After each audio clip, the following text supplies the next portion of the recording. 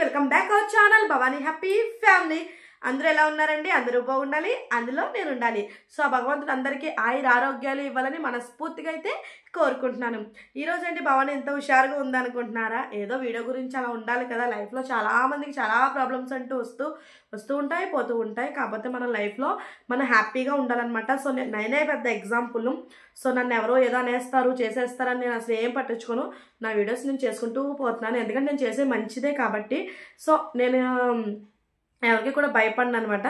So అసలు ఈ సోదెంతో మాకు అసలు వీడియో ఏంటని అనుకుంటున్నారా? అదేనండి, తల్లిదండ్రులు పిల్లల దగ్గర జాగ్రత్తగా ఉండాల్సిన కొన్ని విషయాలు అనేవి ఉన్నాయన్నమాట. తల్లిదండ్రులు పిల్లల ఎదురుగా కొన్ని విషయాలు అనేవి మాట్లాడుకోకూడదు. సో అవి ఏంటి అసలు? పిల్లల వల్ల అంటే తల్లిదండ్రులు మన పిల్లల దగ్గర మనం మాట్లాడుకోవడం వల్ల అవి ఖచ్చితంగా పిల్లలకి ఎఫెక్ట్ అవుతుంది అనమాట. సో అందుకే అసలు తల్లిదండ్రులు పిల్లల ముందు మాట్లాడుకోకుండా ఉండవలసిన కొన్ని విషయాలు ఏంటో వీడియోలో అయితే మనం చర్చించుకుందాం అనమాట. సో అంతకన్నా ముందు ఇంకా మన ఛానల్ ఎవరైనా సబ్స్క్రైబ్ చేసుకోకపోతే ప్లీజ్ సబ్స్క్రైబ్ చేసుకోండి. అలాగే పక్కనే బెల్ ఐకాన్ ఉంటుంది, దాన్ని టింగ్ మనం ప్రెస్ చేశారంటే ఆ నోటిఫికేషన్ ఇచ్చారంటే నేను ఏ వీడియో పెట్టినా మీ వరకు చేరుతుంది. So please subscribe our channel Bhavani happy family. So అసలు ఫస్ట్ పాయింట్లోకి అయితే వెళ్ళిపోదాం అనమాట. సో తల్లిదండ్రులు పిల్లల పెంపకంలో చాలా జాగ్రత్తగా ఉండాలండి, చాలా కేర్గా ఉండాలి. సో అంటే ఇప్పుడుండే జనరేషన్స్లో ఇంకా జాగ్రత్తగా ఉండాలి మనం. సో కొన్ని పాయింట్స్ అనేవి నేను మీకు చెప్తాను, నచ్చితే కంపల్సరీ కామెంట్ చేయండి, యూస్ఫుల్గా బాగా చెప్పు అనేసి.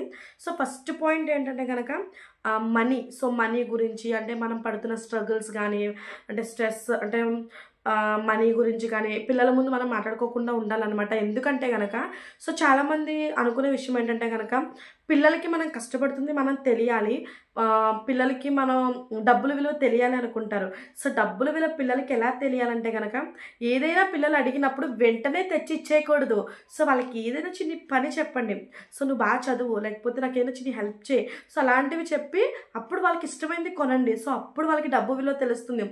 ఓకే, నేను ఇట్లా పని చేస్తే అంటే రేపొద్దున సమాజంలో కూడా ఎదిగిన తర్వాత లైక్ మనం ఏదైనా మంచి పని చేస్తేనే మనకి మనీ అనేది వస్తుంది. సో అలా పిల్లలకు అర్థమవుతుంది. అంతేగాని అంటే మనం ఇప్పుడు ఏదైనా డాక్రా కట్టాలనుకోండి, ఎగ్జాంపుల్ మనకి డాక్రా బాగా అలవాటు కదా. సో ఏదైనా డాక్రా కట్టాలన్నా, చీటి కట్టాలన్నా మనకు టైంకి డబ్బులు ఉండవు, టెన్షన్ పడిపోతూ ఉంటాం. సో ఎక్కడి నుంచి తేవాలి, ఎక్కడ అప్పు చేసేయాలి, అది. సో అలాంటివి పిల్లల దగ్గర మాట్లాడొద్దని నేను చెప్తున్నాను. సో అలా మాట్లాడడం వల్ల పిల్లలకి బలహీన పడిపోతారు. సో అంటే మా అమ్మ మా నాన్న ఇంత స్ట్రెస్ ఫీల్ అయిపోతున్నారు మనీ గురించి, రేపు పొద్దున్న మేము కూడా ఇలాగే ఫీల్ అయిపోతామేమో అని వాళ్ళు స్ట్రెస్ తీసేసుకుంటారనమాట. సో అది ఒకటి పిల్లల దగ్గర వద్దనమాట. పిల్లలకి మనీ వాల్యూ తెలిసేలా పెంచండి, అంతేగాని మనీ మీద స్ట్రెస్ తీసేసుకునేలాగా అది వద్దు. ఇంకొకటి ఏంటంటే కనుక ఫైట్స్. సో చాలామంది ఏం చేస్తారంటే కనుక పిల్లల ముందే తిట్టేసుకుంటారు, పిల్లల ముందే కొట్టేసుకుంటారు అన్నట్టుగా ఉంటుంది. సో అస్సలు అలా చేయొద్దండి. మీరు అలా చేస్తే కనుక వాళ్ళు ఫెయిర్ అయిపోతారు, చాలా భయపడిపోతూ ఉంటారు పిల్లలు, వాళ్ళ చిన్ని మనసులు. సో ఆ చిన్న మనసులకి మనం డ్యామేజ్ చేయకూడదు అనమాట. సో వాళ్ళు అలా ఫీల్ అయిపోయి ఏమైపోతారంటే కనుక సో అమ్మ నాన్న దెబ్బలాడుకున్నారు, రేపు పొద్దున్న మేము కూడా ఇలాగే దెబ్బలాడుకుంటామేమో, ఒకవేళ కొంచెం తెలిసిన పిల్లలు అయితే మాకు కూడా మ్యారేజ్ అయ్యాక మేము ఇలాగే దెబ్బలాడుకుంటామేమో అనేసి ఒక ఇదిలోకి వచ్చేస్తారు. లేకపోతే కనుక మీరు ఎలా ఫైట్స్ అయి చేసుకుంటారో వీళ్ళు కూడా అదే నేర్చేసుకుని బిహేవియరు బయట స్కూల్స్లో కానీ, లేకపోతే బయట కాలేజెస్లో కానీ, లేకపోతే బయట వాళ్ళతో కానీ సో అట్లా ఫైట్స్ కింద ఉండడం అది నేర్చుకుంటారు. ఇంకొకటి ఏంటంటే కనుక బాడీ షేమింగ్స్ అనమాట. సో బాడీ షేమింగ్స్ అనేవి చేయకూడదు. చాలామంది ఏం చేస్తారంటే హస్బెండ్స్ వైఫ్స్ ఉంటారు కదా. సో హస్బెండ్ ఒకవేళ కొంచెం వాళ్ళ వైఫ్ ఏమైనా టమ్మీగా ఉందనుకోండి, కొంచెం బొద్దుగా నాకులాగా, సో నువ్వేంటి ఇంతలా ఉన్నావు అనేసి అట్లా షేమ్ చేయకూడదు. సో అలా షేమ్ చేయడం వల్ల ఏమవుతుందంటే కనుక పిల్లలకు కూడా అదే అలవాటు అవుతూ ఉంటుంది అనమాట. సో ఓకే అంటే ఎక్కడికైనా వెళ్ళినప్పుడు ఎవరైనా చూసినప్పుడు సో వాడు ఇలా నవ్వాడు, వాడు ఇలాగా ఏడుస్తున్నాడు, లేకపోతే వాడు ఇలా ఇంత పొట్టిగా ఉన్నాడు, లేకపోతే ఎంత పొడుగ్గా ఉన్నాడు, లేకపోతే ఎంత లావు ఉన్నాడు. సో అలాంటివి అలవాటు అయిపోతూ ఉంటుంది వాళ్ళకి. సో ఆ బాడీ షేమింగ్స్ అనేవి మనం చేయకూడదు. ముందు మనం పర్ఫెక్ట్గా ఉండాలి కదా పేరెంట్స్గా. సో బాడీ షేమింగ్ అనేది మనం చేయకుండా ఉంటే పిల్లలు కూడా ఆటోమేటిక్గా ఎక్కడ కూడా అవి చేయరు అనమాట. సో ఇంకొకటి ఏంటంటే కనుక వేరే వాళ్ళ గురించి కూడా మీరు చెప్పుకోకూడదు మీ పిల్లల ముందు. ఇప్పుడు హస్బెండ్ అండ్ వైఫ్ చిన్న చిట్ చాట్ చేసుకుంటుంటారు కదా వేరే వాళ్ళు. సో పలానా ఆవిడ ఇలా ఫంక్షన్కి ఇలా రెడీ అయ్యి వచ్చింది, లేకపోతే వాళ్ళు ఇలా ఇంతలా ఉంది, సో దానికి అంత అవసరమా ఎక్స్ట్రాలు. సో ఇలాంటివన్నీ కూడా పిల్లల ముందు అస్సలు చెప్పుకోవద్దు. సో అదొకటి. ఫోర్త్ పాయింట్ అనేది రిలేషన్షిప్ అండి. So relationship is main important అనమాట. మీ రిలేషన్షిప్ అనేది ఎంత స్ట్రాంగ్గా ఉంటే, మీరు ఎంత చక్కగా ఉంటే, అంటే పిల్లల ముందు మీరు ఎలా ఉండాలంటే కనుక ఒక ఫ్రెండ్స్లా ఉండాలి. చక్కగా ఒక మంచిగా ఉంటే పిల్లలకి మిమ్మల్ని చూసి పిల్లలు నేర్చుకోవాలి. So, okay. మేము బయట వాళ్ళతో కూడా ఇంత ఫ్రెండ్స్‌లా ఉండాలి. ఇంతలా ఉండాలి. వినయంగా ఉండాలి. సో, మేము మాట తీరు కూడా మాది బాగుండాలి. సో, ఇలాంటివన్నీ కూడా మీరు పిల్లల ముందు మీరు చేస్తే వాళ్ళకి ఆటోమేటిక్‌గా వచ్చేస్తాయి. సో, ఇంకొకటేంటంటే గాసిప్స్ అనమాట. చాలామంది ఏం చేస్తారంటే, అయ్య బాబోయ్! వాడు ఇంత ఇల్లు కట్టేసాడే, లేకపోతే ఏవండీ అదిలాగా నగలు కొనేసుకుందండి. సో, ఇలాంటివన్నీ కూడా అనవసరం పిల్లల ముందు. ఏంటంటే గనక ఇట్లా మనం గాసిప్స్ చెప్పుకోవడం అలవాటు అయిపోయినాయి అనుకోండి, పిల్లల ముందు మనం చెప్పుకున్నామనుకోండి, రేపొద్దున వాడొచ్చి పిల్లోడొచ్చి అమ్మ వాళ్ళు ఇది కొనేసుకున్నారు ఈరోజు అని చెప్తాడు. సో, అదంతా ఎందుకు? పిల్లలు వాళ్ళు ఎదుగుదల అనేది మంచి స్వయం కృషితో ఎదగాలి వాళ్ళు. అందుకని పక్కోళ్ళని చూసి కుళ్ళిపడడం, పక్కోళ్ళని చూసి ఈర్ష్యపడడం, లేతే ఏదో పక్కోళ్ళ మీద దెబ్బలాడేసి గెలవడం. సో, ఇలాంటివి పిల్లల ముందు మనం చేయకూడదు. సో, అలాగే మనం ఎప్పుడైతే చేస్తామో పిల్లలు కూడా అవే నేర్చుకుంటారు కాబట్టి, సో, ఇట్లా వాళ్ళ మీద వీళ్ళ మీద చాడీలు అవి చెప్పుకోవడం ఆపేయండి. సో, అదొకటి. అలాగే నెగెటివ్ టాక్స్ అనమాట.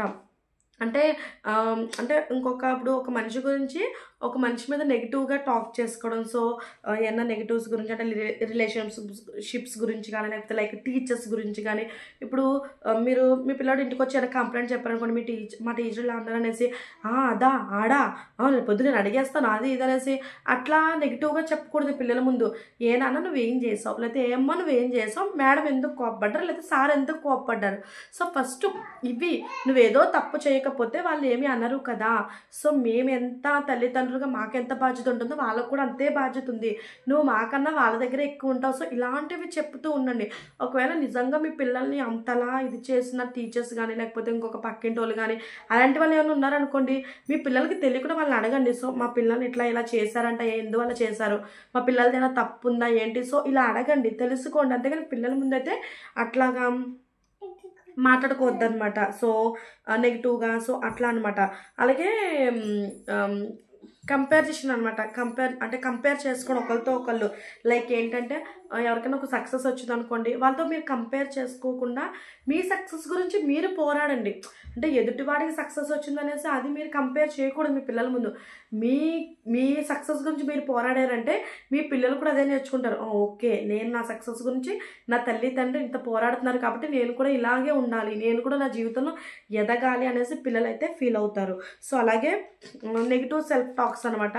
సో, నెగిటివ్గా మాట్లాడుకోవడం అంటే, నేను ఎంత చేసినా నా జీవితం ఇంతే, నేను ఎంత సంపాదించినా నాకు ఇంతే, అప్పులు బతికే నాది, లేకపోతే అసలు నేను ఎవరికి నచ్చనా, ఇలాంటివి సెల్ఫ్గా నెగిటివ్గా మాట్లాడుకోకండి. ఓకే, నీకు కాన్ఫిడెన్స్ ఉండాలి. సో, ఓకే, నేను ఈరోజు సంపాదిస్తున్నాను, నేను ఇంకా నాకు ఇది ఉందంటే ఇంకా నేను ఎక్కువ సంపాదించుకోవాలి, ఇంకా నేను కొంచెం కష్టపడాలి, ఎక్కువ కష్టపడితే నేను ఎక్కువ సంపాదించుకోగలను ఇలాగా. లేకపోతే ఎవరికైనా నేను నచ్చట్లేదు అనే కాదు, ఓకే, నేను నచ్చినా నేను ప్రవర్తించుకోవాలి. సో, ఒకవేళ నువ్వు ఎంత మంచిగా ఉన్నా వాళ్ళకి నచ్చట్లేదంటే ఓకే, అది వాళ్ళ ప్రాబ్లం. సో, ఇలా మీరు అనుకున్నారంటే కనుక అది మీ పిల్లలకి హెల్ప్ అవుతుందనమాట. సో, చూసారు కదండి. అంటే తల్లిదండ్రులుగా పిల్లల ముందు మనం ఇలాంటివి మనం చెప్పుకోకుండా ఉంటే గాసిప్స్ అని, లేకపోతే ఒకరికి పడి ఏడవడం అని, తెలుగులో చెప్పాలంటే ఒకరికి పడి ఏడవడం, లేకపోతే ఒకరి మీద ఇంటికి వచ్చేసి ఏమైనా ఫంక్షన్కి వెళ్ళినప్పుడు అది ఇలా ఉంది అలా ఉందని చెప్పుకోవడం, లేకపోతే వాళ్ళు ఇది కొనేసుకున్నారు అది కొనేసుకున్నారని చెప్పుకోవడం. సో, ఇలాంటివన్నీ అంటే చెప్పుకోకుండా ఉంటే కనుక మీ పిల్లలకి మీరు మంచి భవిష్యత్తు ఇచ్చిన వాళ్ళు అవుతారనమాట.